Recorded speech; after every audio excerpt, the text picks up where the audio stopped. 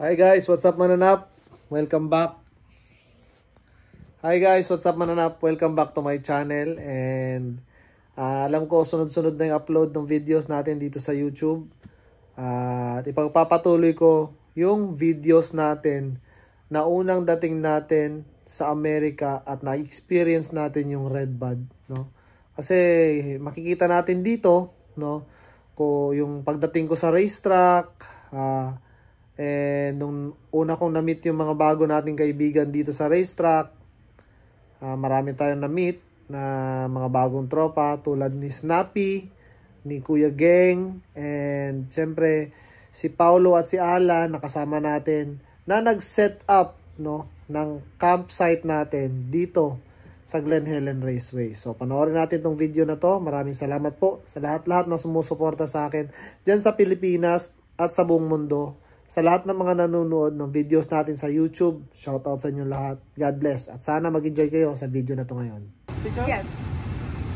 Yeah, we put the stickers. What's your name, man? I'm Heather.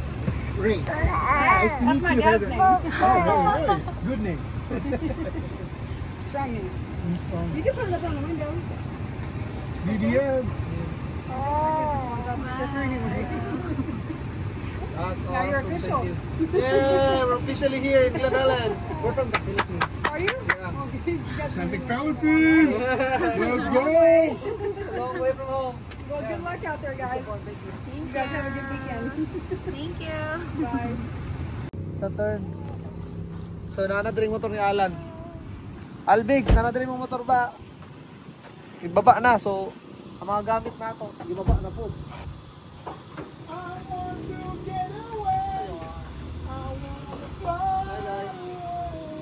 I'm Alan's friend. Alan Victor.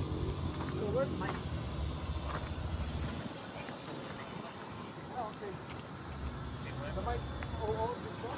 And that person right there is Snappy.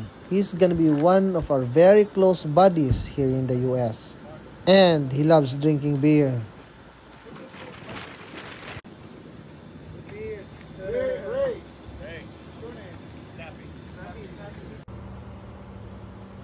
At kung makikita ninyo, nung dumating kami ay talagang nagpre-prepare na sila para sa karera. Kasi bukas nga is yun na mag-uumpisa ang practice day dito sa Glen Helen Raceway. Wala pang umiikot ngayong araw na to pero talagang binabasa na nila at talagang dinidiligan ng maigi yung racetrack. Kasi dito sa Amerika kapag ang racetrack ay maalikabok ay hindi nila tinutuloy ang karera.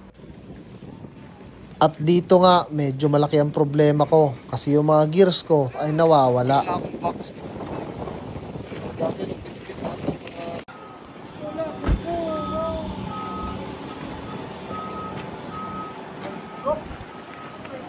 Let's go. Check natin yung Helen Raceway. Allah!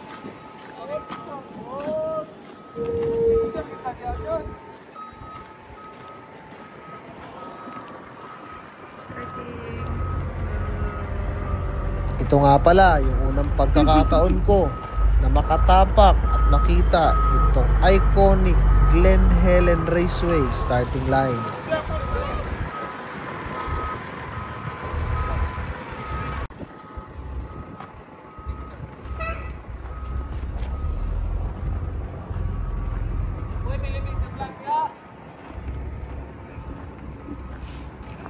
Hi guys, what's up mananap? Nandito na tayo sa Glen Helen Raceway, the iconic Glen Helen Raceway. So yan o, makikita nyo yung side.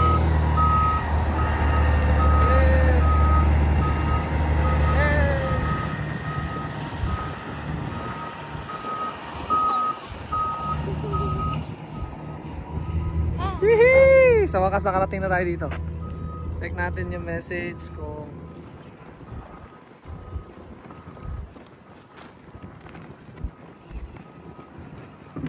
yan nga pala, si Ray Pauloy. Yan ang tagaluto namin dito sa Amerika.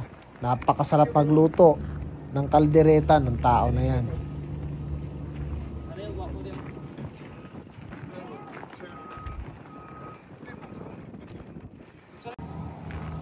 Mao nilang starting gate diri sa Glen Helen, tara. Grabe kalagan. 50 man siguro ni, 50 ka rider, pwede. Tapos big turn, dako kayo nga wall. Right turn nga wall. Wow. Say wow lang. Wow. Lingaw kayo, lingaw. Ayan, ang starting gate nila dito ay napakalapad. Papunta sa napakalaking right turn wall berm. And syempre talagang na starstruck ako nung nakita ko tong racetrack na to. Kumbaga, yung pangarap ko na talagang mapuntahan at makita personal itong racetrack na to ay natupad na. Tara, nagkuhan sila. Basta ang racetrack. One day before practice day. First time na to magunitan ng yuta sa Glen Helen. Diri ka sa ito, diri ka. First time na to magunitan ng yuta sa Glen Helen. Wow! Karo. Bro, kanang dry kayo. Dry kayo, bro. Dry. Nice kayo, bay. Putang yung taga-Amerika. Toro, Glen Helen. So, tawag nila ng turn. Ang tawag nila sa turn na yan ay Talladega turn. Napakalaki, no, guys? Kaya talagang malulula ka sa bilis niyan. High speed right turn. At talagang napakalubak ng turn na yan. Talagang kailangan mong pigilan ng todo yung motor na hindi mag-head shake para hindi ka sumemplang. Bang, turn right. Napaka-solid ng first day natin dito sa Amerika. Kaya talagang kailangan natin maglagay ng remembrance bago tayo pumunta sa ating tutulugan. Ito nga, kung makikita ninyo, nagdikit ako ng mga sticker kasi lahat ng mga taong pumupunta dito ay nagdidikit ng sticker dito sa gate na to. Kaya syempre hindi tayo magpapahuli, magdidikit din tayo. Klaro kayo? Yeah. Klaro kayo? Kita niya.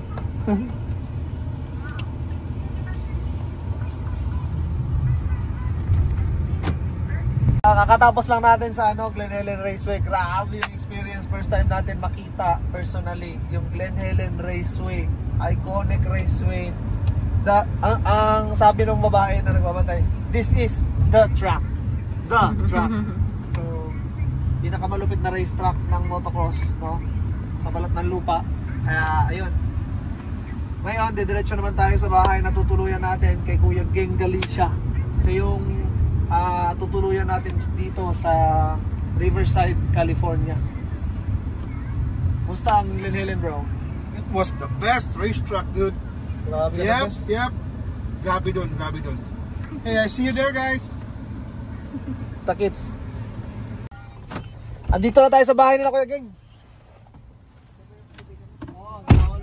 Are. Ray. Sa Ray. Hello po. Hi. Yeah.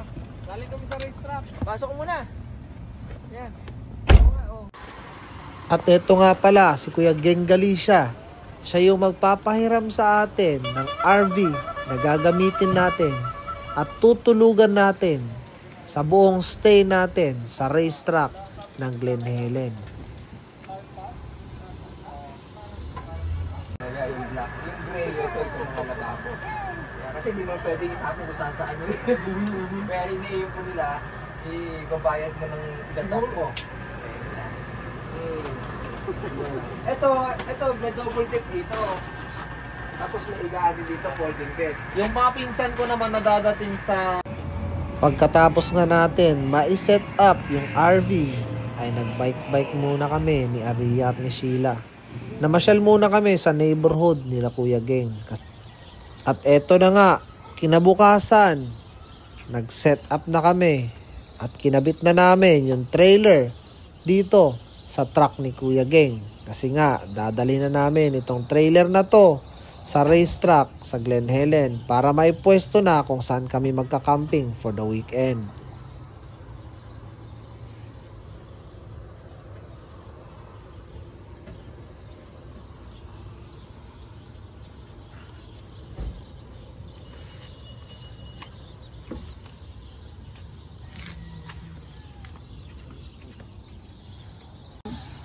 Good morning guys! It's practice day today. So nandito kami sa bahay ni Kuya Geng Galicia. And yun, kakarating din ni Alan kaninang madaling araw. Hindi ko sila nabuksan yung pintuan kaya nag-hotel na lang sila. So yun, ito si Kuya Geng. Good morning! Morning! Piniprepare na namin yung RV na gagamitin namin. Kay Kuya Geng ito, piniram niya sa amin. So ito yung gagamitin natin na tutulugan natin sa racetrack. Yeah! Shout out nga pala kay Windsor Pamorca sa Zareb Apparel. Syempre, sa padala niya sa atin na Pilipinas, no? Pilipinas uniform. Maraming salamat, Zareb Apparel. Thank you so much, brother. God bless. Interrogate ni mo, punta on ko na. Pag makita nagnakay-lies, di ka ka-support og mga kuan, piti na kayo. Katay mo bro, gipunta na ka pag anak support mo ka na Alan Bigkas. This guy is telling the truth. Anak mo na. Tungot mo sila ng mamakakod. Yo ka na nila pa. Asa man ka? Dili ko pa ingon. Okay. Guwapo yung kalo, makibaliktad. Asa man imong ko? Baliktad niya yung kalo. Paingon kag Disneyland, wala man lagi. At eto na nga, on the way na kami sa racetrack. Ganito talaga kasi dito sa Amerika. Halos lahat ng mga riders na nagka-camping ay meron dalang trailer. Yung mga trailer na yan ay kompleto na yan sa loob. May kama, may generator, lahat ng gamit na kailangan mo sa racetrack na dalhin ay nandyan na sa loob ng trailer na yan.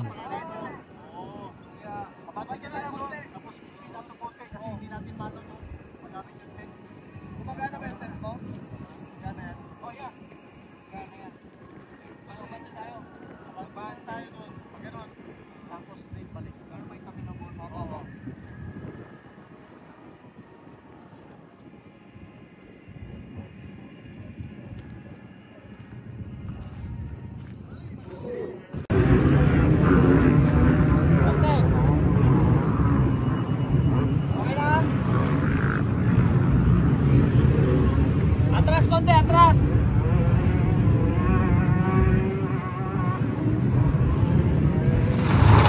Abante konti, abante! Okay, konti pa!